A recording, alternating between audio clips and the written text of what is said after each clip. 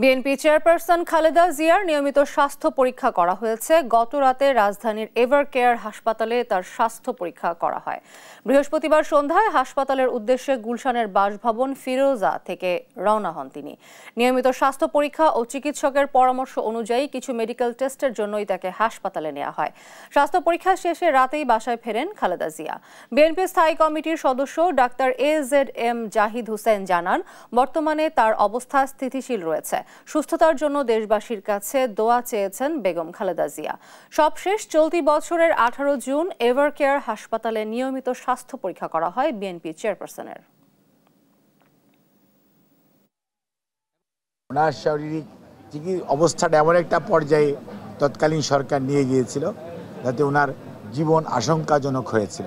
ওনার সুস্থতা ধরেন উনি তো কিছুটা ওনার সাপোর্টিং এইড লাগে, বাট তারপরেও আল্লাহর কাছে লাখ লাখ শুকরিয়া, উনি মানসিক এবং শারীরিকভাবে ওনার অবস্থা স্থিতিশীল।